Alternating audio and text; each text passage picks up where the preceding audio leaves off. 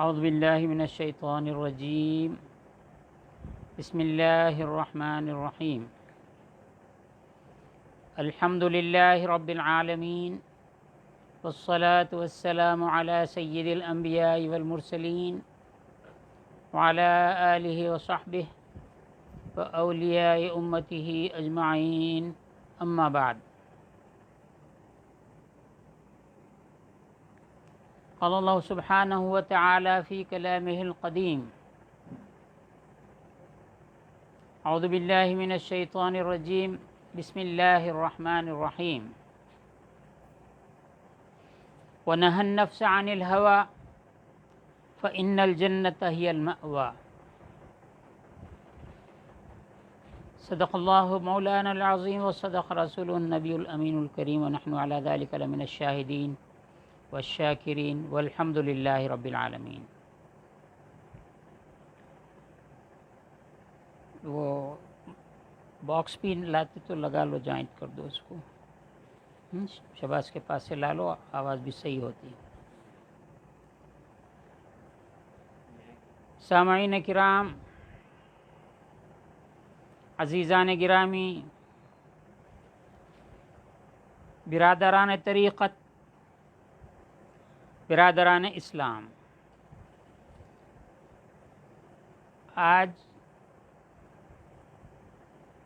کا دن ہمارے لیے، خاص طور پر میرے لیے، بہت ہی اہمیت کا حامل ہے. بات دراصل یہ ہے کہ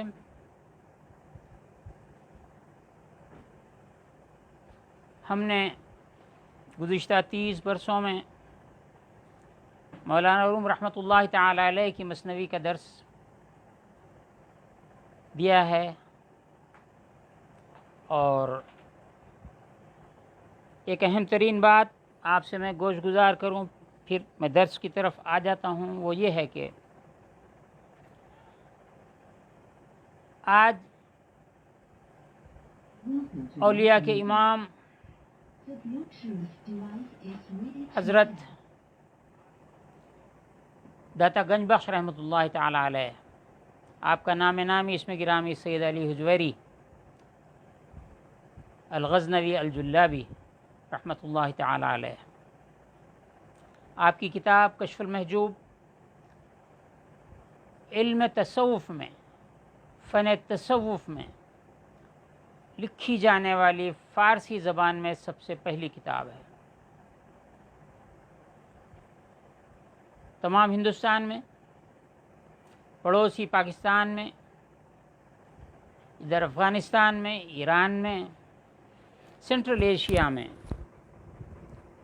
گزشتہ صدیوں میں مثنوی مولانا روم کے علاوہ جس کتاب کا درس کثرت سے دیا جاتا تھا وہ کشف المحجوب ہے. اس صدی میں یہ ہوا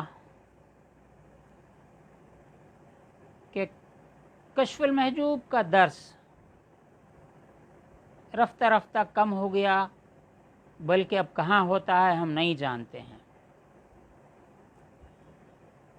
ہندوستان کی یونیورسٹیز میں، جن میں سینٹرل یونیورسٹیز، اسٹیٹ یونیورسٹیز شامل ہیں، ان یونیورسٹیوں میں جہاں فارسی ڈپارٹمنٹ ہے،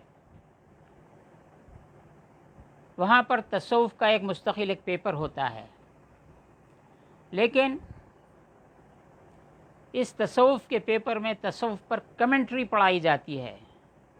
تصوف کا آغاز، ارتقاء، اس کی کتابیں اور اس پر تبصرہ، صوفیہ کے جو ٹرینڈس رہے ہیں، تزکیہ نفس کے سلسلے میں کس نے کیا طریقہ اپنایا ہے، اور اس کی لٹریری حیثیت سے کتابوں کو دیکھا جاتا ہے، ان کی ادبی حیثیت کو دیکھا جاتا ہے،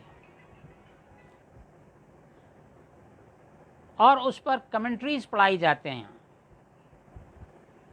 لیکن ٹیکسچوئل اسٹڈی تصوف کی کتابوں کی نہیں ہے. جس زمانے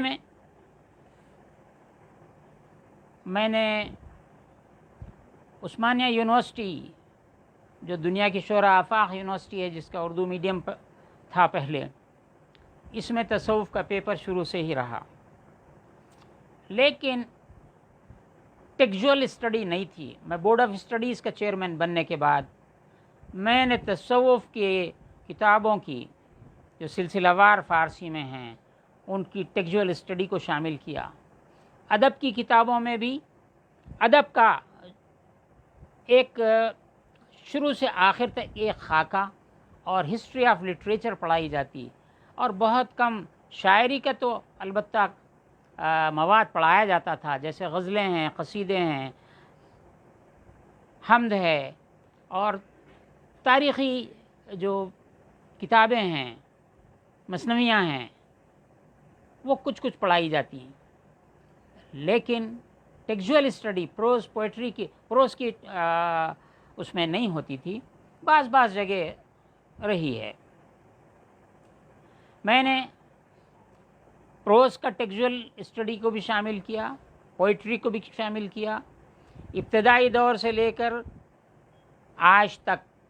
پہلے بادشاہوں کے دور کے لحاظ سے لٹریچر کو تقسیم کیا جاتا تھا، میں نے صدیوں کے لحاظ سے تقسیم کر دیا، ایران سے ہوتے ہوئے قدیم فارسی دری سے لے کر ایرانی فارسی، پھر اس کے بعد میں ہندوستانی فارسی، وہاں کا اسٹائل، بات کا اسٹائل، اسکول آف تھاٹس، وہ بحث کرتے کرتے یہاں تک کہ ہندوستان میں فارسی، ہندوستان سے مراد شمالی ہندوستان میں، اس کے بعد دکن میں فارسی، دکن کے بعد یہاں کے تمام علاقوں تک ہم نے اس کو کور کیا ہے۔ تو اس ضمن میں تصوف کا جو اسٹڈی رہی ہے، ہم نے اس کو کشف المحجوب کو بھی شامل کیا۔ کشف المحجوب کے بعض چیپٹرز تو کمپلیٹ چیپٹرز رکھنے پڑے۔ اس کی وجہ یہ ہے کہ جب تک جس فن میں جو کتاب لکھی گئی ہے، اس کتاب کو پڑھے بغیر صرف لوگوں کی کمنٹری پڑھنے سے نہ تو مصنف کو پہچانا جا سکتا ہے اور نہ اس کی کتاب کو سمجھا جا سکتا ہے۔ چنانچہ کشف المحجوب کے کئی چیپٹرز ہم نے اس میں رکھے، جن میں سے سلیکشنز بھی ہیں، اور ابتدائی 3-4 چیپٹرز تو ہم نے پورے کے پورے رکھے۔ اور یونیورسٹی میں ایم اے کے سلیبس میں ہم نے اس کو برسوں پڑھایا ہے۔ آج یہ پہلا موقع ہے کہ فیس بک کے ذریعے ایک گلوبل کلاس روم میں ہم نے اس درس کو پہنچا دیا ہے۔ یہ ہماری جو کلاس روم ہے، یہ گویا گلوبل کلاس روم ہے۔ وہاں پر یونیورسٹی میں پڑھنے والے گریجویشن کر کے پوسٹ گریجویشن میں آتے، ان کی ذہن کی سطح اور ان کی نیچے سے جو بلٹ ہوتی ہے وہ ایک خاص پختہ عقل تک، سمجھ تک پہنچ جاتے جب ان کو یہ پڑھایا جاتا تھا۔ لیکن آج جس وقت ہم یہ درس دینے بیٹھے ہیں تو یہ ضروری نہیں ہے کہ ہمارا سننے والا گریجویٹ ہو اور پوسٹ گریجویشن کا اسٹوڈنٹ ہو۔ یہاں پہ عام لوگ بھی اس میں ہوں گے، پڑھے لکھے بھی ہوں گے، ایسے بھی ہوں گے جو فارسی جانتے ہوں، ایسے بھی ہوں گے جو فارسی نہ جانتے ہوں، ایسے بھی ہوں گے جو عربی جانتے ہوں فارسی نہ جانتے ہوں، فارسی جانتے ہوں عربی نہ جانتے ہوں، ایسے بھی لوگ ہوں گے جو ہم سے بہت زیادہ قابل ہیں، جو ہمارا امتحان دیکھیں گے کیا بولتا ہے یہ طالب علم، یا ہماری برابری کے لوگ بھی ہوں گے، یا طلبہ لیول کے بھی لوگ ہوں گے، عوام الناس بھی ہوگی۔ تو ہم تمام کیٹیگریز کو ساتھ رکھتے ہوئے ہم بات کو لے کے چلتے ہیں، کوشش کرتے ہیں کہ ایسی بات اس طرح اس کو سمجھایا جائے کہ تمام لوگوں کی سمجھ میں یہ بات آ جائے کہ۔ اور کتاب کے بارے میں ہم یہ بتلانا چاہتے ہیں کہ جو کتاب اس وقت ہمارے پاس موجود ہے، پرشین ٹیکسٹ ہے، یہ بہت ہی بڑی کاوشوں کے بعد ہم کو ملا ہے۔ یہ کشف المحجوب کا ایسا قدیم ترین ایڈیشن ہے کہ جو خود حضرت خواجہ بہاؤالدین زکریا ملتانی رحمۃ اللہ تعالی علیہ نے کشف المحجوب کو جو اپنے قلم مبارک سے نقل کیا تھا، اس سے یہ نسخہ ہم کو ملا ہے۔ 25 برس ہم نے اس کو نسخوں کو تلاش کرتے رہے، پرشین ٹیکسٹ ہم کو نہیں ملا، ہندوستان میں ڈھونڈا، پاکستان میں ڈھونڈا، ایران میں کھنگالا، لیکن نہیں ملا۔ الحمدللہ یہ نسخہ بھی ہم کو حضرت کی کرامت ہی سے ملا ہے۔ یہ بیان ہم اگر کرنا چاہیں تو بہت بہتر رہے گا، نہ بھی چاہیں تو لوگوں میں جستجو باقی رہے گی۔ پھر اس کے بعد فارسی کا اور ایک پرشین ٹیکسٹ ہمارے پاس جو موجود ہے، اس وقت درس کے وقت موجود ہے، یہ ایران سے چھپا ہوا نسخہ ہے۔ یہ بھی بہت بہترین نسخہ ہے۔ اس کا مقدمہ تصحیح ایک ایرانی پروفیسر ہیں ڈاکٹر محمود عابدی، انہوں نے لکھا ہے، یہ ایران سے چھپا ہے۔ اب یہ 2 نسخے فارسی کے ہیں اور ہمارے پاس 2 ترجمے بھی رکھے ہوئے ہیں۔ ایک ترجمہ تو جو آج کی اچھی اردو ہے، صاف اردو ہے، وہ پیر کرم شاہ صاحب ازہری کی ہے، ترجمہ ہے، اور ایک ترجمہ یہ بھی ہے، اس کے مترجم ہیں مولانا الحاج کپتان واحد بخش سیال چشتی صابری۔ ایک اور ترجمہ ہے کشف المحجوب کا، نکلسن والا ہے، اور ایک یہ ہے۔ بہرکیف 3-4 ترجمے بھی ہے سامنے ہیں۔ یہ صرف اس واسطے ہے کہ ایک کمپیریٹیو اسٹڈی ایک ٹیچر کو کرنا چاہیے۔ ہم دیکھتے ہیں اس میں یہ کیا لکھا ہے، اس لفظ کو اس نے کیا سمجھا ہے، اس ایک لفظ کو اس نے کیا سمجھا ہے۔ بہرحال میں نے جو قرآن مجید کی آیت کی تلاوت کی ہے،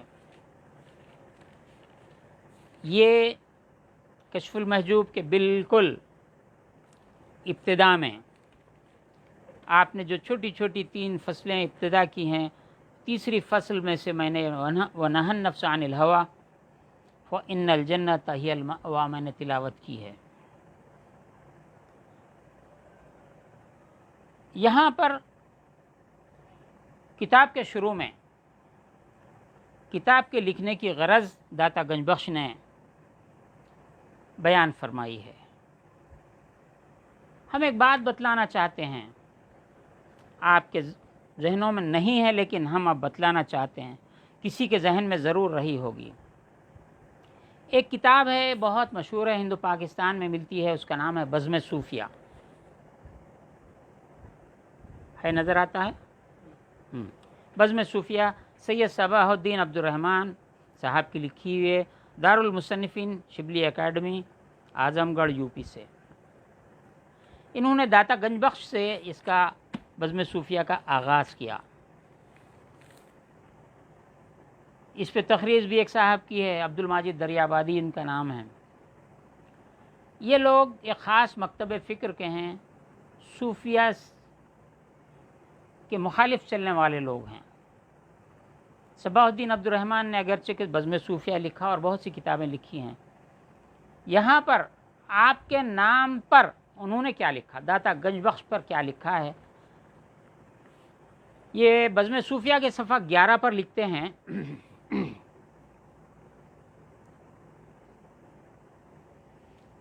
وفات شریفہ کے تذکرہ کرتے ہوئے لکھتے ہیں، آخر زندگی تک لاہور ہی میں قیام پذیر ہو کر رشد و ہدایت تبلیغ میں مشغول رہے اور یہیں ابدی نیند سو رہے۔ سال وفات 465 ہجری ہے۔ انتقال کے بعد مزار زیارتگاہ خلائق بن گیا۔ حضرت خواجہ معین الدین چشتی رحمۃ اللہ علیہ نے ان کی قبر پر چلا کیا، اور جب مدت ختم کر کے رخصت ہونے لگے تو یہ شعر پڑھا، گنج بخش ہر دو عالم مظہر نور خدا، کاملارا پیر کامل ناقصارا رہنما۔ یہ غریب نواز خواجہ خواجگان خواجہ معین الدین حسن سنجری ہادہ حبیب اللہ ماتا فی حب اللہ چشتی اجمیری رضی اللہ تعالیٰ عنہ کا کہا ہوا شعر ہے۔ لیکن جو صوفیہ کے مخالفین ہیں وہ ہضم نہیں ہوتا ہے۔ اس شعر کے لکھنے کے بعد سید صباح الدین عبد الرحمن صاحب تحریر کرتے ہیں، تذکرہ نگاروں کا بیان ہے کہ گنج بخش کے نام سے شہرت کا سبب یہی ہے، یعنی غریب نواز کا یہ شعر آپ کی شہرت کا سبب ہے، گنج بخش آپ کا لقب ہے۔ عوام داتا بخش کہتے ہیں، داتا گنج بخش کہتے ہیں۔ یہاں تک تو بات درست ہو گئی، لیکن بیچارے صباح الدین عبد الرحمن کے دل میں، ان کے قلب میں، ان کے ذہن میں جو बीज बोया गया, वो बीज यहाँ पर दरख्त बनकर फूल, उसके फूल खिल रहे हैं और उसकी बू आ रही है। फरमाते हैं लेकिन गंज बख्श से शिर्क की बू आती है। ये सबाहुद्दीन अब्दुर्रहमान साहब हैं। इसलिए ख्याल होता है कि हज़रत ख्वाजा मोइनुद्दीन चिश्ती ने ये शेर ना कहा हो, किसी और ने कह दिया हो। हज़रत फरीदुद्दीन गंज शकर ने भी उनकी मज़ार पर चिल्ला कशी की थी, जो उनके आला रूहानी कमाल की दलील है। उनका मज़ार पुरअनवार हर ज़माने में मर्ज़ खलायक़ रहा है। लफ्ज़ गंज बख्श से शिर्क की बू आ गई। शेर पढ़ते तो गुमराह न होते और लिटरेचर पढ़ने वालों को गुमराह न करते, तसव्वुफ़ वालों को परेशानी में न डालते, वसवसे में न डालते।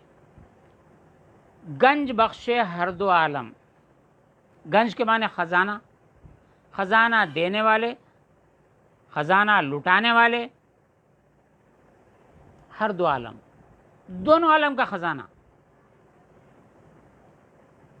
दुनिया के ख़जाने, आखिरत के ख़जाने।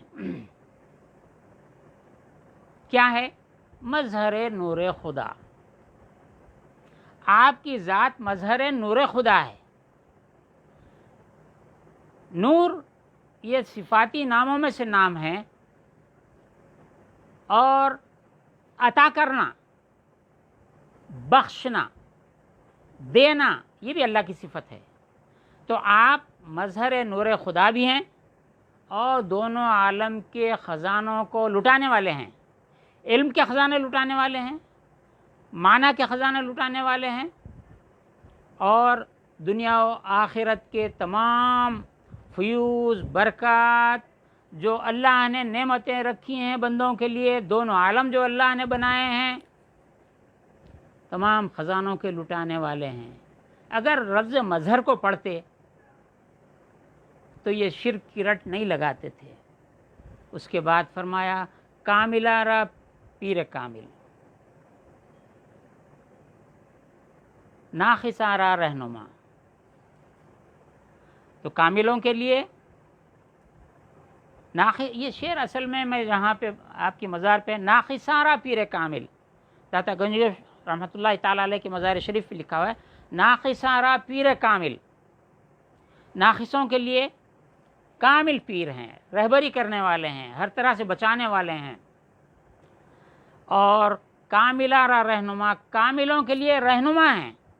जब कामिल हो जाए तो लोगों को कामिल करने के लिए, लोगों को रास्ता बताने के लिए, भटके हुओं को रास्ता बताने के लिए, रास्ता बताने के तरीक़े सिखाने के लिए आप रहनुमा हैं। नाखिसारा पीर कामिल, कामिलारा रहनुमा। बहरहाल ये मैं स्टूडेंट्स को समझाता था, लेकिन ये गंज बख्श पे जो एतराज़ करने वाले हैं, अगर लफ्ज़ मज़हर पढ़ लेते तो फिर कुछ नहीं होता। हुज़ूर सल्लल्लाहु अलैहि वसल्लम ने फरमाया अना क़ासिमुन, मैं तक़सीम करने वाला हूँ। वल्लाहु युअती, अल्लाह देने वाला है, अल्लाह देता है, मैं तक़सीम करता हूँ। तो यहाँ पर दुनिया में ये तरीक़ा है कि जब कोई आदमी खैर व खैरात करता है और अपने माल और दौलत गरीबों पर लुटाता है, अपनों पर लुटाता है, तो उसको क्या कहते हैं? लोग गनी कहते हैं, बहुत गनी है। और अगर ना लुटाए, ना दे, पैसा रखते हुए, तो कंजूस है कहते हैं।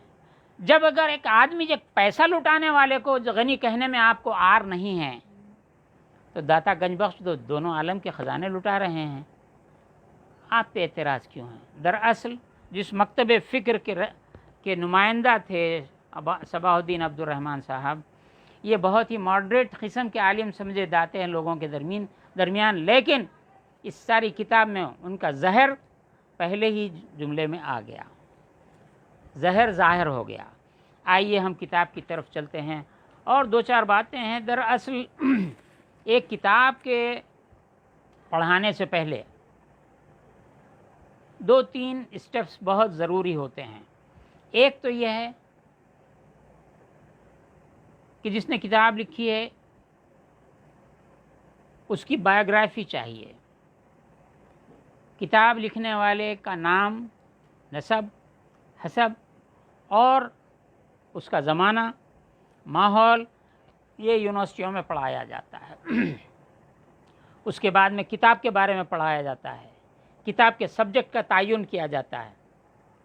کبھی کبھی کتاب لکھنے والا خود اپنے سبجیکٹ کا تعین کر دیتا ہے، اکثر ایسا ہی ہوتا ہے، لیکن بغیر سبجیکٹ کے تعین کے کوئی کتاب نہیں لکھی جاتی ہے۔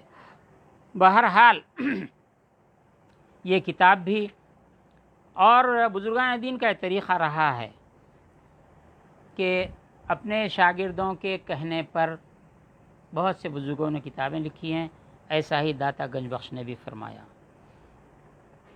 اب ایم اے کی کلاس کی طرح بچے ہمارے درس کو سلیبس کے مطابق پڑھنے پہ مجبور رہتے ہیں، لہٰذا وہ انٹروڈکشن کی کلاس بھی اٹینڈ کرتے ہیں۔ ایک دن میں 1 گھنٹے میں انٹروڈکشن نہیں ہوتا ہے، انٹروڈکشن ہے، کتاب کا تعارف ہے، اس طرح کی باتیں اسٹوڈنٹس کے لیے لازمی ہوتی ہیں، لیکن یہ عوامی درس ہے اور ہم اس کو ایک اسکالرلی کیا کہنا چاہیے، ایک سیمینار کے اسٹائل پہ، مقالے کے طور پہ ہم اس کو یہاں پیش کریں گے تو عوام الناس تھوڑی دیر میں اٹھ کے چلے جائیں گے۔ البتہ ہم تھوڑے تھوڑے جو ہنٹس بہت ضروری ہیں وہ دیں گے اور کتاب کی طرف آ جائیں گے۔ البتہ رفتہ رفتہ درمیان میں جب کبھی ضرورت پیش آئے گی ہم اس کو سمجھاتے چلے جائیں گے۔ بایوگرافی کی حد تک صرف ہم یہ وہاں پہ حضرت کا جو شجرہ نسب ہے ہم اس کو یہاں بتانا ضروری سمجھتے ہیں۔ حضرت داتا گنج بخش رحمۃ اللہ تعالی علیہ کا نام علی حجویری بن عثمان بن علی بن عبد الرحمن بن شجاع بن ابو الحسن علی بن حسن اصغر بن زید بن حضرت امام حسن بن امام الاولیاء والاصفیاء سیدنا علی یعنی المرتضی کرم اللہ وجہہ و رضی اللہ تعالی عنہ، یہ آپ کا شجرہ ہے۔ آپ حسنی سادات ہیں، والدہ کی طرف سے حسینی ہیں، اور صرف 4 واسطوں سے 5 واسطوں سے حضرت جنید بغدادی رضی اللہ تعالیٰ عنہ سے آپ کا سلسلہ جا ملتا ہے۔ جاری رکھوں؟ ہاں نہیں کوئی ڈسٹربنس ہے تو جا ملتا ہے۔ جنید بغدادی رحمۃ اللہ تعالی علیہ رضی اللہ عنہ، آپ کا لقب سید الطائفہ ہے۔ کون سا طائفہ؟ صوفیہ کا طائفہ، اللہ سے ملنے والوں کا گروہ، اللہ سے ملنے کی طلب رکھنے والوں کا گروہ۔ آپ جنید بغدادی ہیں۔ گویا آپ جنید بغدادی رضی اللہ عنہ کے سلسلے میں مرید ہیں اور اس سلسلے کے خلیفہ ہیں، ظاہر و باطن سے مزین ہیں۔ ہم 2 باتیں عرض کرتے ہوئے آپ کی طرف چلتے ہیں، مطلب کی طرف آتے ہیں۔ وہ یہ ہے کہ جب آپ لاہور تشریف لائے سارا کفرستان تھا، بت پرستی عام تھی، راہب ہندو راہب جیسا یہودی راہب ہوتے ہیں، عیسائی راہب ہوتے ہیں، ویسا ہندو بھی راہب ہوتے ہیں، آج بھی ہیں، جب بھی تھے۔ ان کے کمالات بہت ہوتے تھے۔ بہرکیف آپ آئے اس علاقے میں اور وہاں پر پہلا واسطہ انہی سے ہوا۔ بڑے تفصیلی واقعات ہیں، لیکن صرف ہم تھوڑی 1-2 باتیں ہم عرض کر کے آگے چلتے ہیں۔ وہ یہ ہے کہ جب ان سے جادوگر بھی ہوتے تھے، استدراج وہ لوگ کرتے تھے، ان کا مقابلہ ہوا، اس کے بعد میں ان سے مقابلہ ہوا، اس کے بعد وہ زیر ہوئے اور اسلام پھیلا۔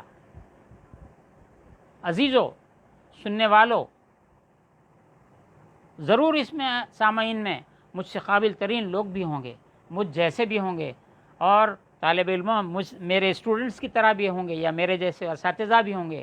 اتنا میں عرض کروں گا، لاہور میں فارسی زبان نہیں چلتی تھی، وہاں کی اپنی زبان تھی۔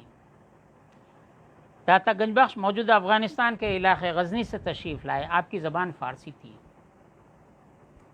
مادری زبان وہاں کی فارسی تھی اور دینی زبان عربی تھی. کمیونیکیشن جو ہوتا ہے وہ ہم زبانی سے ہوتا ہے. یہاں پر آج جو ہمارے پاس تصور ہے اسلام کے پھیلانے کا، خصوصاً اس صدی میں اور ان 60-70 سالوں میں جو کانسیپٹ دیا گیا ہے، نئی تحریکات نے جو کانسیپٹ دیا ہے وہ یہ ہے کہ قرآن مجید کا ٹرانسلیشن کرو اور لوگوں تک پہنچاؤ، ٹرانسلیشن کرو لوگوں تک پہنچاؤ. دنیا میں کیا ہوتا ہے وہ آپ بہتر سمجھتے ہیں. میں تو ہندوستان کی بات کرتا ہوں. ہمارے پاس ٹرانسلیشنس، انگلش کا قرآن مجید کا English translation, Telugu translation, Hindi translation, Tamil translation, یہ ٹرانسلیشن کن کا کیا ہوا ہے؟ جو لوگ نفس کے تزکیے کا کوئی طریقہ نہیں جانتے، تزکیے نفس کے وہ قائل بھی نہیں ہیں، اگر قائل بھی ہیں تو ان کے اپنے پیمانے ہیں. وہ اللہ کو معاذ اللہ کے بارے میں وہ لوگ کہتے ہیں، ان کا سردار کہتا ہے معاذ اللہ جھوٹ بولنے پہ قادر ہے. ایسے لوگ ٹرانسلیشن کر کے یہاں کے غیر مسلموں کو دیتے ہیں.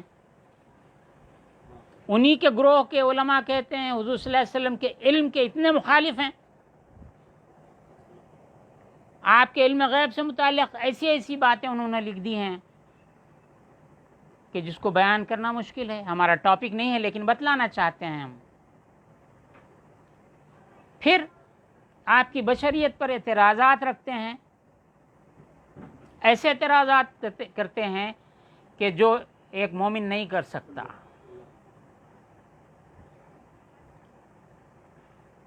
انبیاء سابقین کی امتوں نے بھی ایسا کیا تھا. قرآن مجید اس کو فرماتا ہے. اپنے نبیوں کے بارے میں انہوں نے کہا ابشر یہدوننا، یہ بشر ہماری ہدایت کرے گا. فکفروا، وہ کافر ہو گئے، قرآن فرماتا ہے. تو آج کی جماعتیں ایسے ہی اعتراضات ہمارے آخر خاتم النبیین صلی اللہ علیہ وسلم پہ کرتے ہیں. یہ ولایت کے قائل نہیں ہیں، معجزات کے منکرین ہیں ان میں شامل، کرامات کے منکر ہیں ان میں شامل. یہ لوگ ٹرانسلیشن کر کر کے ہندوستان کے صدر کو دیتے ہیں، ہندوستان کے تمام وزیر اعظم جو گزرے ہیں ان کو دیے ہیں اور موجودہ کو بھی دیے ہیں. اور جو ہندو مذہب کے اندر جو ان کے اکابر ہیں ان کو لے جا کر بڑے شوق سے پریزنٹ کرتے ہیں، سمجھتے ہیں کہ ہم دین اسلام پھیلا رہے ہیں.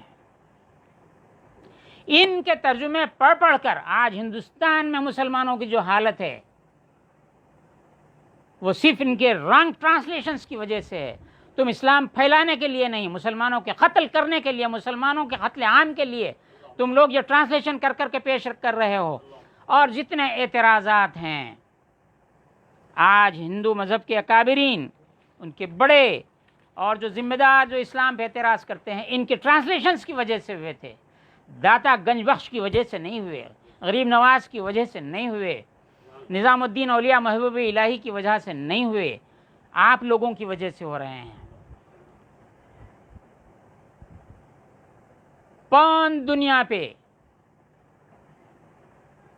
3/4 ورلڈ پہ مسلمان حاکم رہے. آپ کی جماعتوں کی ایجاد کے بعد آج تو غلاموں سے بدتر حکومتوں کی حالت ہو گئی ہے. اب میں نے جو بشریت کی جو بات کہی ہے وہ اس کتاب کی ٹاپک ہے. عزیزو، بہت سے اعتراضات ہیں تصوف پہ. آج حضرت کے زمانے میں بھی تصوف پہ اعتراضات تھے، حضرت سے پہلے کے زمانے میں بھی تصوف پہ اعتراضات رہے. ان کا جواب اس کتاب میں دیا گیا ہے. 465 ہجری آپ کا سنہ وفات مانا گیا ہے. 10 سال کے ڈفرنس، اور بھی تاریخوں پہ بحث کرتے ہیں اسکالرز، ہم اس پہ نہیں. جو بات ہے سردار، سین رے دال الف رے، سردار سے آپ کی تاریخ نکلتی ہے، ہم اسی کو پکڑ کے چلتے ہیں. آپ کی زندگی کو اس میں شامل کر لیا جائے تو اور پیچھے چلے جاتے ہیں۔ ہم یہ بتلانا چاہتے ہیں، لوگ کہتے ہیں کہ تصوف دین اسلام میں ایک نئی ایجاد ہے۔ اس اعتراض کا جواب علمی طور پر بہت سے لوگوں نے دیا ہے، لیکن میں ایک دوسرے پہلو سے آپ کو سمجھانا چاہتا ہوں۔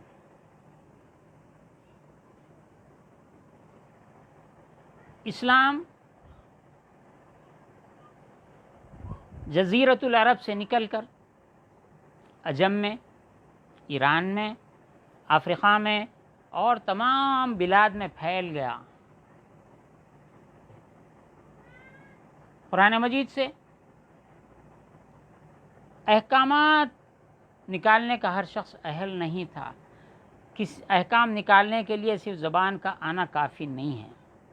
صرف زبان آ جائے، قرآن پڑھے، حکم نکال لے، نماز میں کتنے فرض ہیں نکال لے، وضو میں کتنے فرض ہیں نکال لے، غسل میں کتنے فرض ہیں نکال لے، یہ ہر آدمی مکلف نہیں ہو سکتا ہے۔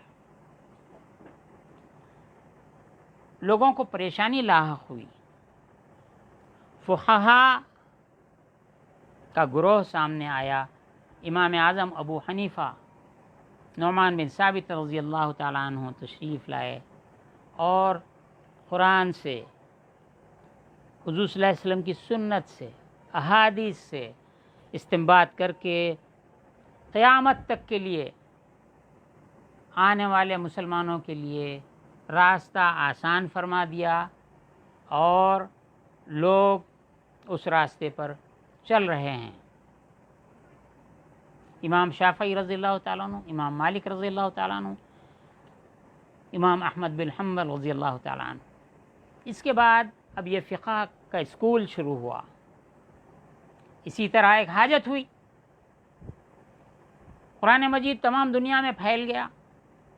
عرب کو تو اعراب کی ضرورت نہیں تھی، زیر زبر پیش کی ضرورت نہیں تھی، لہذا قرآن کو اعراب لگانے کی ضرورت پڑی کہ لوگوں کا تلفظ درست رہے، جیسا چاہے لوگ نہ پڑھ لیں، غلطی میں نہ پڑ جائیں۔ تو جو حجاج بن یوسف، جو تاریخ میں ایک بہت ظالم سفاک بادشاہ کی حیثیت سے جانا جاتا ہے، اس نے یہ کام انجام دیا۔ اس کو کسی نے بدعت قرار نہیں دیا۔ قرآن مجید کو جمع کرنے کا کام ہوا۔ جامع قرآن عثمان ابن عفان رضی اللہ تعالیٰ عنہ کے زمانے میں بہت سے حفاظ ایک جنگ میں شہید ہو گئے، تو خوف ہو گیا کہ کہیں قرآن مجید معاذ اللہ تلف نہ ہو جائے۔ تمام حفاظ کو جمع کر کے جس کے پاس جتنا تھا وہ قرآن جو سینوں میں تھا، اور جو مکتوب طریقے پر، مکتوب لفظ یاد رکھیے، لکھا ہوا جو تھا، اونٹ کی ہڈیوں پہ تھا، چمڑوں پہ تھا، کھالوں پہ تھا، اور کاغذ اس زمانے میں بھی موجود تھا لیکن ملتا نہیں تھا، وہ سب جمع کیے، اور جو حفاظ ترتیب کے ساتھ قرآن جانتے تھے اس کے لحاظ سے پھر اس کو ترتیب دے دیا گیا۔ ترتیب حضرت عثمان غنی رضی اللہ عنہ کے زمانے میں نہیں کی گئی، ترتیب تو حضور صلی اللہ علیہ وسلم کے زمانے میں ہو گئی۔ جب قرآن نازل ہوتا تو حضور فرماتے تھے کہ یہ سورت، یہ آیت فلاں جگہ رکھ دو، یہ سورت، یہ آیت فلاں جگہ رکھ دو۔ اس طرح ترتیب تو حضور صلی اللہ علیہ وسلم کے زمانے میں ہو گئی۔ البتہ یہ کہا جاتا ہے کہ ایک نزولی ترتیب ہے، کب کس موقع پہ جو آیتیں نازل ہوئیں ایک کے بعد، ویسا قرآن سیدنا علی کرم اللہ وجہہ کو یاد تھا، اور کہا جاتا ہے کہ وہ قرآن مجید موجود ہے جو نزول کے ترتیب نزول کے لحاظ سے جو تھا وہ حضرت علی کو یاد تھا، اور جو ترتیب حضور نے ترتیب فرمائی وہ بھی یاد تھا، اور تمام حفاظ کے زمانے میں جمع ہوا۔ اگرچہ کہ ابو بکر صدیق رضی اللہ تعالیٰ عنہ، عمر فاروق رضی اللہ تعالیٰ عنہ کے زمانے میں یہ کام نہیں ہوا، جو کام جمع کرنے کا، کاغذوں کو، ان سب کو ایک جگہ وہ لوگ انہوں نے احتیاط کی، لیکن حفاظ کے شہید ہونے سے یہ کام کیا گیا۔ اعراب لگائے گئے تاکہ دنیا میں لوگوں تک پہنچ جائے۔ یہاں پر ایک پوائنٹ عرض کرتے ہوئے میں آگے بڑھتا ہوں، یہ ہماری انٹروڈکٹری، تمہیدی تعارفی کلاس ہے. ہم ٹیکسٹ کے اوپر ہم ابھی نہیں آئے ہیں، ٹیکسٹ سامنے کھلا ہوا ہے. جب تک آپ یہ ماحول کو نہ سمجھ جائیں، طریقہ کار کو نہ سمجھ جائیں، ہم بات کریں گے تو آپ کو بات بھی تھوڑی اجنبی لگ جائے گی. ارے بھائی یہ سب لکھنے کی کیا ضرورت تھی، قرآن کافی تھا نا، یہ سب لکھنے کی کیا ضرورت تھی، حدیث کافی تھی نا، یہ سب لکھنے کی کیا ضرورت ہے. ایسی بات نہیں ہے. اگر آپ غور کریں محدثین کی طرف،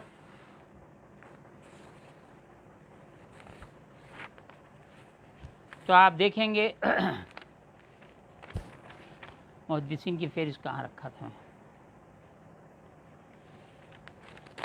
یا نہیں ہے، وہ آگے رہ گیا ہوں. خیر، تو آپ دیکھیں کہ تفسیر کا فن ہے، یہ بعد میں شروع ہوا. حدیث کا فن ہے، بعد کی صدیوں میں شروع ہوا. فقہ ہے، امام اعظم ابو حنیفہ رضی اللہ تعالیٰ عنہ، یہ بالکل ابتدائی دور ہے.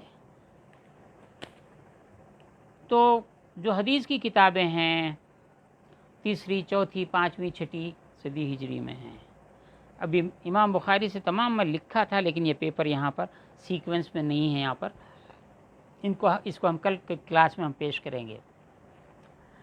تو کہا یہ جاتا ہے کہ اصول حدیث موجود ہے، اصول تفسیر موجود ہے، اصول فقہ موجود ہے.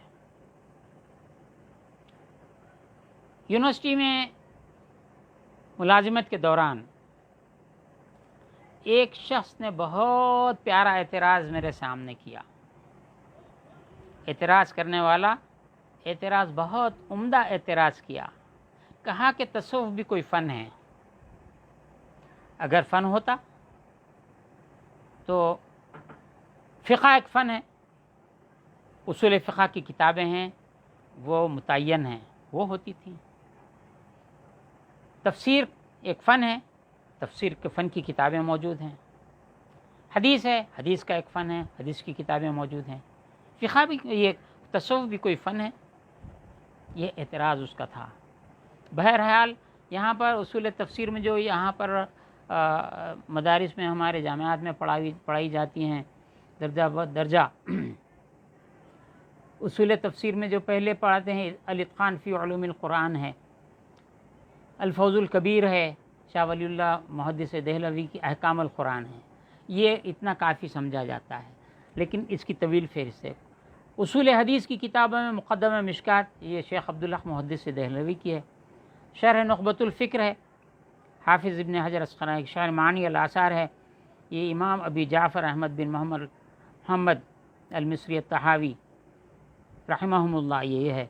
اور اصول فقہ میں امام اعظم کی فقہ اکبر ہے، اس کے بعد شرح فقہ اکبر بھی پڑھائی جاتی ہے. اور اصول الشاشی ہے، علامہ نظام الدین الشاشی حنفی کی ہے، 344 ہجری کی ہے. نور الانوار ہے، ہمارے اورنگزیب صاحب کے، جو بادشاہ اورنگزیب گزرے ہیں مغلوں کے، آپ آخری بادشاہ کہہ سکتے ہیں، بعد کی بادشاہت کو لوگ شمار نہیں کرتے ہیں. یہ ملا جیون کی ہے. التوضیح، التلوی، مسلم الثبوت، یہ سب 1047، 1119 یہ کتابیں اصول فقہ کی ہیں. اب میں سلسلوں کا تذکرہ میں یہاں پر کرتا ہوں. حضرت شیخ عبد القادر جیلانی قدس سرہ العزیز رضی اللہ تعالیٰ عنہ، آپ کی تاریخ وفات 470 ہے، وفات 561 ہے. سید احمد کبیر رفاعی رحمۃ اللہ تعالیٰ علیہ 512 آپ کی ولادت ہے، 578 وفات ہے. ان سب سے پہلے جنید بغدادی رضی اللہ تعالیٰ عنہ ہیں، 215 آپ کی ولادت ہے اور وفات 287 ہے. حضرت کا تذکرہ 465 ہے. خواجہ معین الدین چشتی رضی اللہ عنہ کی ولادت 536 ہے، 627 وفات ہے.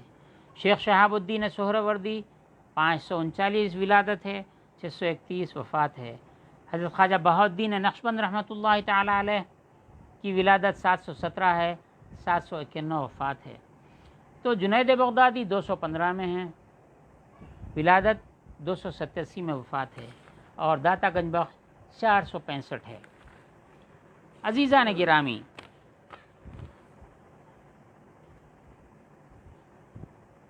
تصوف میں لکھی گئی کتاب، ارے بچوں یہ میز پہ نہیں رکھے، کتاب اللمع فی التصوف شیخ ابو نصر سراج کی ہے، یہ 3 صدی ہجری کی ہے۔ التعارف لمذہب اہل التصوف ابو بکر الکلابادی کی ہے، 380 ہجری کی ہے، 4 صدی ہجری ہوتی ہے۔ رسالہ قشیریہ ابو القاسم قشیری رحمۃ اللہ تعالی علیہ کی تصنیف ہے، 665 ہجری ہے۔ اس رسالہ قشیریہ کی تشریح خواجہ بندہ نواز گیسو دراز چراغ دکن چشتی رحمۃ اللہ تعالی علیہ نے فارسی میں کی ہے، شرح رسالہ قشیریہ کے نام سے۔ فتوحات مکیہ الفتوحات المکیہ شیخ محی الدین ابن عربی 638 ہجری ہے۔ جلال الخواطر شیخ عبد القادر الجیلانی قدس سرہ العزیز ورضی اللہ عنہ 561 ہجری۔ الحکم العطائیہ ابن عطاء اللہ اسکندری۔ فتح الغیب فتوح الغیب شیخ عبد القادر الجیلانی۔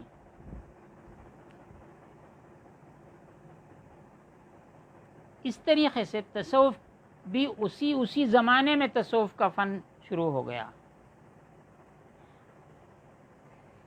داتا گنج بخش رحمۃ اللہ تعالی علیہ نے اس پر کافی گفتگو کی ہے، یہ تصوف کی ابتدا پر گفتگو کی ہے، ایک باقاعدہ ایک بہت بڑا چیپٹر اس پر آپ نے لکھا ہے کہ ایسا یہ لفظ کیوں شروع ہوا۔ تو ہم اس کو آپ کے مقدمے میں آپ جو بات کہہ رہے ہیں وہ بات کرنے کے بعد اگلے اور 2 لیکچرز ہیں، کل ہے پرسوں ہیں، اس کے بعد انشاءاللہ ہم ہفتہ واری اس کو درس ہم اس کو جاری کریں گے۔ اور اس میں 2 چیزیں ہیں، ایک تو یہ ہے کہ خود آپ کی جو تحریرات ہیں، آپ نے جو درس دیا ہے وہ موجود ہے، اور اس میں کئی بزرگان دین کے واقعات جو آپ سے پہلے گزر چکے ہیں ان کے کلمات، ان کے ملفوظات، ان کے ارشادات کو بھی نقل کیا ہے، اس کے سمجھانے میں کوئی مشکل نہیں ہے، لیکن داتا گنج بخش کی جو عبارتیں ہیں اس کو سمجھانا ضروری ہے۔ اب چلیے ہم آتے ہیں، ابھی ہمارے پاس 15 منٹ رہ گئے ہیں اس کے، اور وقت پہ ختم کریں گے، ورنہ میں بچوں کو لے کے بیٹھا 2 گھنٹے کی بھی کلاس چل رہی چلے جا رہی، ویسا نہیں ہے۔ یہاں پر آپ نے فرمایا کہ میں نے اپنا تعارف دیتے ہوئے کہا، فرماتے ہیں علی بن عثمان بن ابی علی الجلابی الغزنوی ثم الحجوی رضی اللہ عنہ کے طریق استخارت سپردم، میں نے پہلے استخارہ کیا اور میں نے نفس کو خواہشات سے پاک کر دیا اور اللہ تعالیٰ سے استمداد طلب کر کے میں نے یہ کام شروع کیا۔ اس کتاب کی ابتدا میں نے میرا نام لکھا، مصنف کا نام۔ اس کے اندر 2 چیزیں ہیں لکھنے سے غرض، ایک تو یہ ہے کہ خاص آدمی اس کا جو حصہ ہے اس تک پہنچ جائے اور جان جائے کہ لکھنے والا کون ہے۔ ایک اس میں ایک عام حصہ ہے جو عام لوگوں کے لیے ہے، وہ یہ ہے کہ جوہلا اس کتاب کو جب دیکھیں تو اپنا نام اس میں نہ لکھ لیں۔ اس سے پہلے ایک کتاب کا آپ نے تذکرہ فرمایا کہ میں نے اس کتاب کا نام منہاج الدین لکھا تھا، لیکن میرا نام اس میں نہیں تھا مصنف کی حیثیت سے، ایک شخص نے چرا لیا اور اپنے نام سے اس کو منسوب کیا۔ یہ کتابوں کے چور آج بھی موجود ہیں، مضمون چور آج بھی موجود ہیں، دکن کی بڑی بڑی جامعات کے امیر بھی بنے ہوئے ہیں، کتاب چور مصنف بنے ہوئے ہیں، آج بھی ہوتا ہے۔ داتا گنج بخش وہی شکایت کرتے ہیں کہ اس نے میں کتاب لکھا تھا اور اس کا نام منہاج الدین میں نے رکھا تھا کہ از مدعیان رقیق، ایک رقیق قسم کا کمینہ قسم کا آدمی نے اس میں اپنا نام لگا کر اپنے نام سے منسوب کیا۔ میرا ایک دیوان تھا اس میں بھی میرا نام نکال کے اپنا نام لگا لیا، لیکن ہوا یہ، اور یہ جو اس نے لکھا ہے یہ میری کتاب ہے، تو ہر چند خواص بر آن قول وی خندیدن، جو خاص لوگ تھے اس کے بولنے پہ کہ میری کتاب ہے لوگ ہنسنے لگے، چونکہ اس کی حیثیت سے، علمی حیثیت سے وہ واقف تھے۔ حیدرآباد میں بھی کتاب چور موجود ہیں، مضمون چور بھی موجود ہیں، اور چونکہ میں پی ایچ ڈی گائیڈ ہوں، میں پی ایچ ڈی کراتا ہوں، تو ہم یہ تحقیق کرواتے ہیں کہ کون سا قول کس نے کہاں سے لیا ہے، لکھو۔ اگر ریفرنس نہیں دیتا ہے تو وہ چور ہے، اس کی تھیسس میں اس کے نقص ہوتا ہے۔ آپ نے 1000 سال پہلے یہ بات کہی ہے، یہ حادثے سے گزرے، لہذا 2 جگہ نام لکھا۔ اس کے بعد دوسری فصل میں یہ فرماتے ہیں انچہ گفتم کے طریقے استخارِ سپردم، میں نے کہا کہ میں استخارے کے طریقے پر اپنے آپ کو سپرد کیا اللہ کے مراد ازان حفظ آداب خداوند بود عز و جل۔ میرا مقصد استخارہ کرنے سے اللہ تعالیٰ کے سپرد اپنے آپ کو کرنا تھا اور اس کے آداب کو ملحوظ رکھنا تھا۔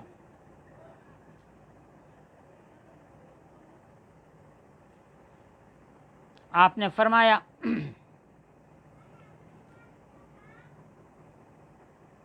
انچہ گفتیم کے اغراضی کے بنفس باز می گشت از دل ستردم، مراد آن بود کے اندر ہر کاری کے غرض نفسانی آیت برکت از آن کار برخیزد۔ فرماتے ہیں کہ میں نفس کو پاک کر دیا، صاف کر دیا، اس منشا یہ ہے ہر وہ کام جس میں نفسانی غرض آ جاتی ہے، برکت از آن کار برخیزد، اس سے برکت اڑ جاتی ہے۔ وہ دل از طریق مستقیم بے محل اعوجاج، جہاں پر نفس کی غرض آ جاتی ہے صراط مستقیم سے، اس کا دل اعوجاج ٹیڑے بنگے پن کی طرف مشغول ہو جاتا ہے، مشغولی اندر افتد مشغولی میں پڑ جاتا ہے۔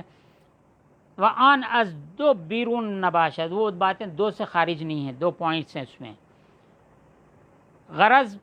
غرضش برآید، نفس اگر ہے تو نفسانی غرض پوری ہوتی ہے، یا بر نہیں آید یا نفسانی خواہش پوری نہیں ہوتی ہے۔ اگر غرضش برآید، اگر اس کے نفسانی غرض پوری ہو گئی، ہلاک وہی اندرون بود، اس میں وہ ہلاک ہو جاتا ہے۔ وہ در دوزخ را کلید، اور دوزخ کے دروازے کی کنجی بجز حصول مراد نفس نیست، نفس کی مرادوں کا حاصل کرنا دوزخ کے دروازے کی کنجی ہے۔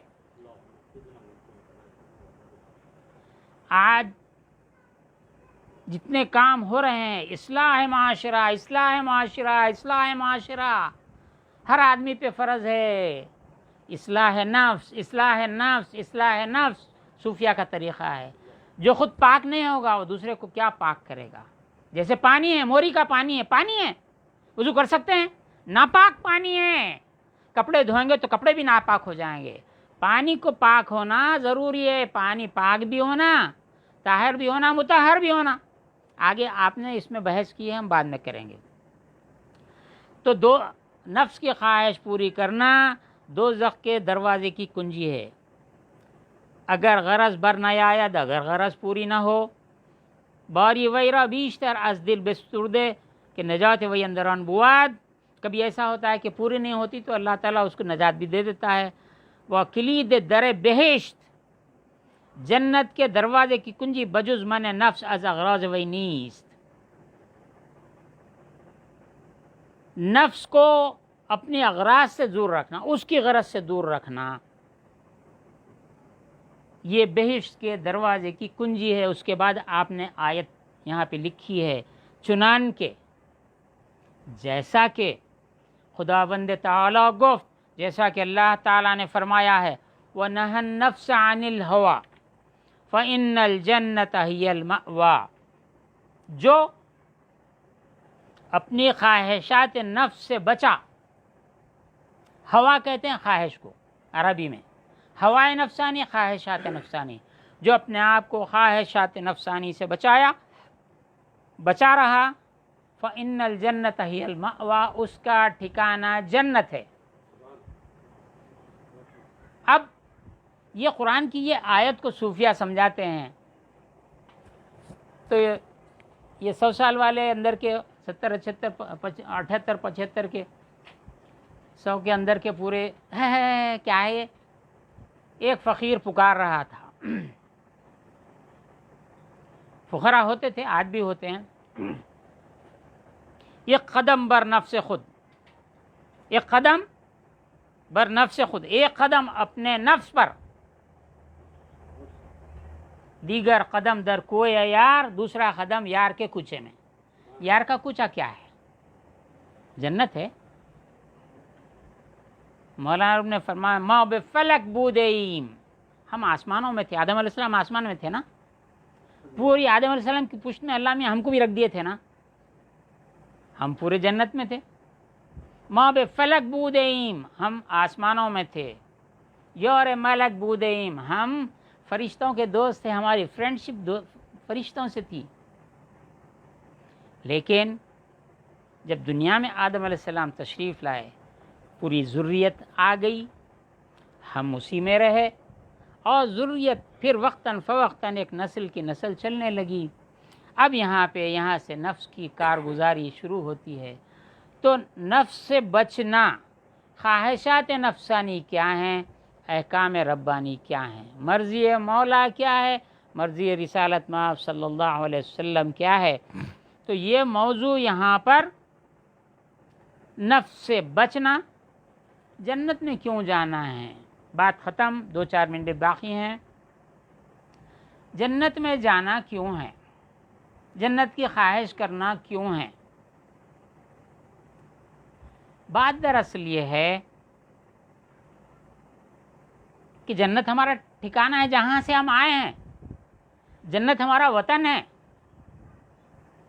جب وطن سے آدمی پردیس میں جاتا ہے تو پردیس میں اس کو آرام نہیں ملتا. لیکن بعض بے وقوف پردیس میں اگر آرام مل جائے، سپوز ہوتا ہے دنیا میں ایسا، بے وقوف نہیں، وہ بھی اپنی جگہ عقلمند ہے.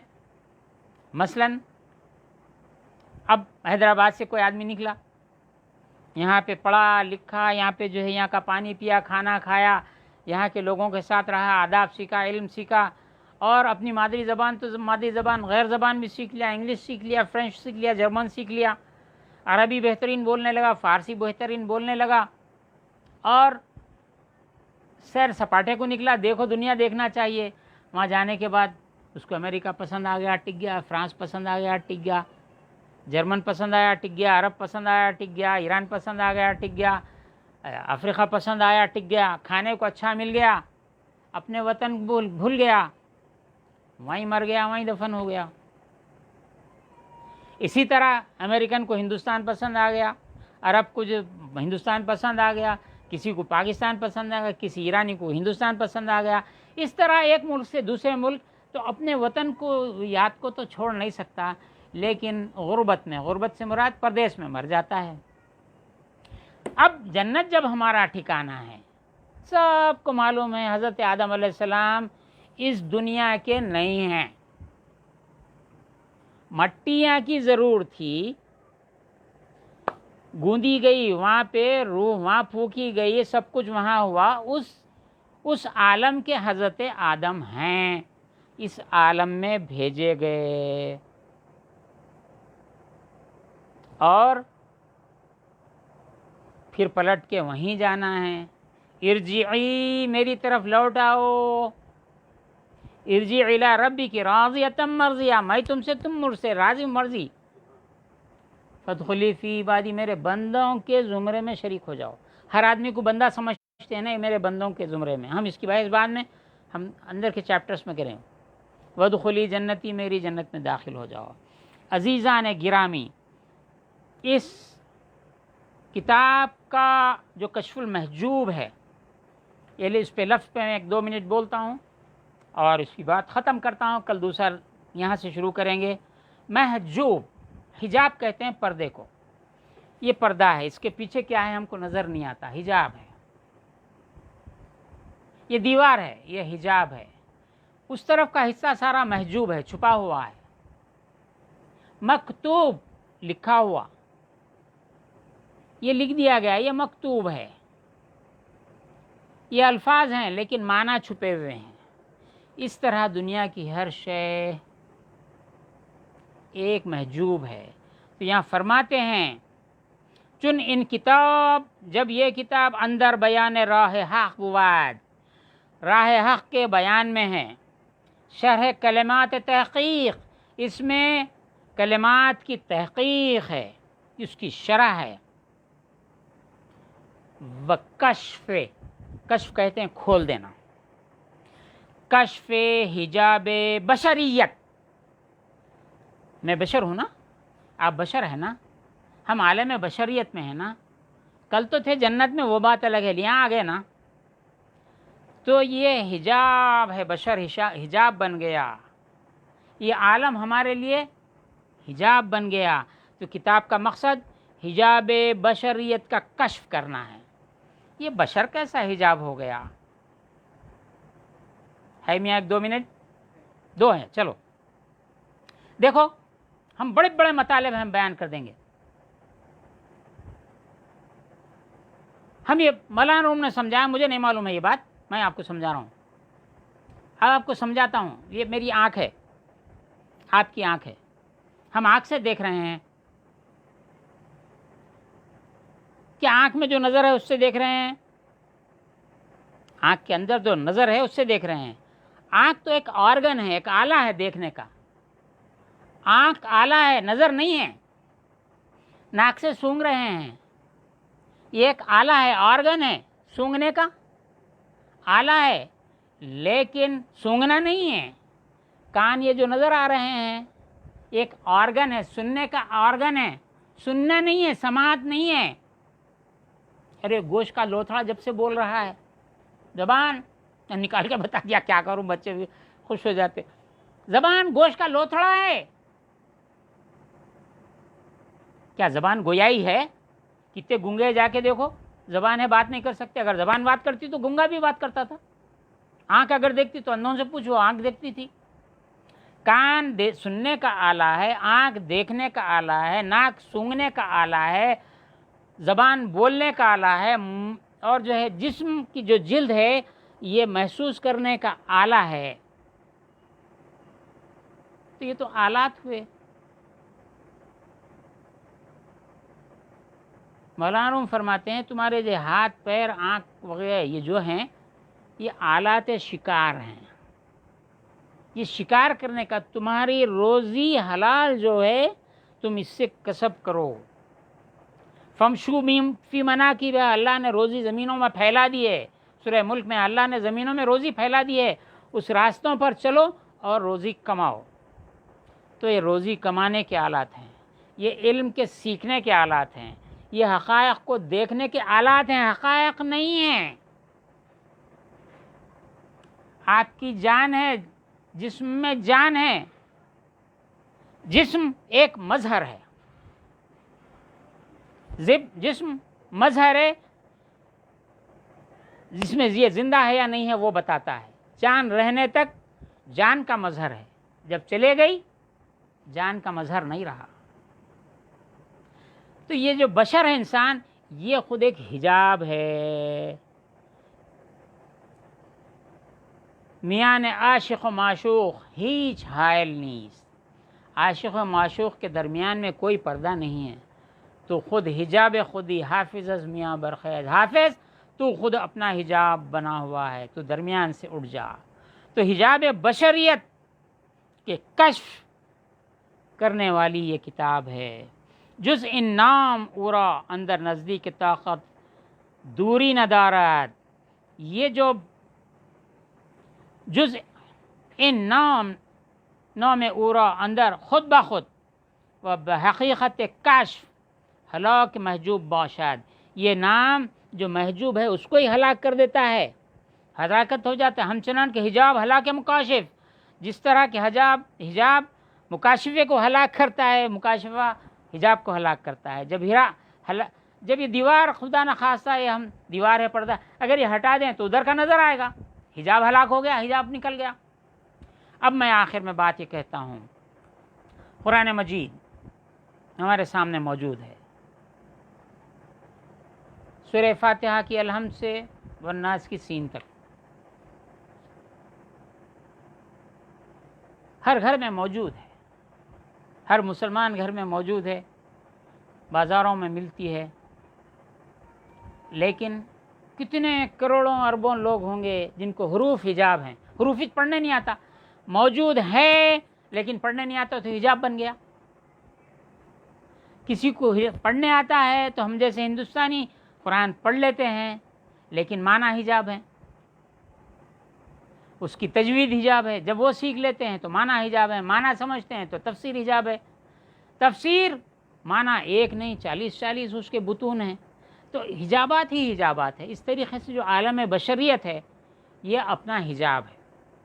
جب آپ آنکھ دیکھنے کا آلہ ہے، اس کی نظر کہاں سے آتی ہے وہ جان جائیں گے تو یہ حجاب ختم ہو جائے گا۔ جب یہ حجاب ختم ہو جائے گا تو زمین سے آسمان تک، عرش تک آپ دیکھنے لگیں گے، جیسا کہ زید بن حارثہ رضی اللہ تعالیٰ عنہ کی حدیث ہے، آگے سب چیزیں اس میں آ جائیں گی۔ جب بندہ اللہ کے نور سے دیکھتا ہے، اللہ کے نور سے دیکھ رہا ہے، کیا حجاب باقی رہے گا؟ حجابات اٹھ جائیں گے، کلام کا حجاب اٹھ جائے گا۔ موسیٰ علیہ السلام کے لیے اٹھ گیا، درخت سے آواز آ رہی، بات کر رہے ہیں، درخت سے بات کر رہے تھے، حولے ہے کیا کوئی بھی؟ درخت سے آواز آئی انی ان اللہ، درخت بات کر رہا تھا؟ نہیں، درخت انہیں گویا ہو گیا، جیسا زبان گویا ہے درخت گویا ہو گیا۔ حجابات جب اٹھ جائیں گے تو اللہ تعالیٰ بندوں سے کلام کیسا کرتا ہے؟ قرآن مجید میں آیا ہے، کشف المحجوب نے یہ ہمارے بشریت کے حجاب کو صاف کر دیا، نفسوں کو پاک کرنے کا طریقہ بتلا دیا۔ تصوف کیا ہے، کہاں سے شروع ہوا، کیسا شروع ہوا، کب تک پہنچا، کتنے اعتراضات ہیں، اس زمانے میں جوابات دے دیے گئے ہیں، آج کل کے اعتراضات کا جواب دینا ہے۔ اور میں آج کے ہمارے درس شروع کر رہے ہیں، 977واں عرس ہے یہ۔ میں خوش نصیب ہوں، اپنے آپ کو خوش نصیب محسوس کرتا ہوں کہ آج ہم نے یہ درس شروع کیا ہے، اور انشاءاللہ اس درس کو ہم جاری رکھیں گے، کل بھی ہوگا، پرسوں بھی ہوگا۔ انٹروڈکشن آپ کو اس طرح سے ہم کریں گے اور لے کر چلیں گے، اور اس کے اندر جو مسائل ہیں ہم آپ کے سامنے پیش کریں گے۔ جتنی دنیا میں اس وقت خانقاہیں کام کر رہی ہیں، خصوصاً ہندوستان میں، پاکستان میں، برصغیر میں، افغانستان میں، ایران میں، میں سمجھتا ہوں کہ میرے اس کام سے ان کو بھی اس بات کی ترغیب ہوگی کہ وہ اپنے اپنی خانقاہوں میں درس دیا کریں، بجائے ان کے کہ ان کے رقیق حملوں، مخالفین تصوف کے رقیق حملوں کا نیچے کی سطح پہ جواب دینے کے، خود مضبوط ہو جائیے، وہ خود ان کے منہ بند ہو جائیں گے، وہ آپ کے ضرور قائل ہوں گے۔ اللہ نے ان کے دماغوں پہ حجاب ڈال دیا، ختم اللہ علی قلوبہم وعلی سمعہم وابصارہم، ان پر مہر لگ گئی ہے۔ یہ لوگ ایسا ہی بات کرتے رہیں گے۔ ہم انشاءاللہ درس کا سلسلہ جاری رکھیں گے۔ دعا کرتا ہوں اللہ تعالیٰ سے کہ اللہ تعالیٰ ہمارے اس درس کو قبولیت عطا فرمائے، اور سننے والوں کے نظروں سے، گمان سے، خیال سے، سماعت سے، گویائی سے، جان سے جتنے حجابات ہیں، ان حجابات کو داتا گنج بخش علی الحجویری رضی اللہ تعالیٰ عنہ کے طفیل، ان کی کشف المحجوب کی طفیل، تمام حجابات کو دور فرما دے، کشف فرما دے، اور دنیا و آخرت کی تمام سعادتوں سے ہم کو بہرہ فرما۔ آمین بجاہ سید المرسلین و آلہ الطاہرین و اصحابہ اجمعین، والحمد للہ رب العالمین۔ السلام علیکم ورحمۃ اللہ تعالی وبرکاتہ۔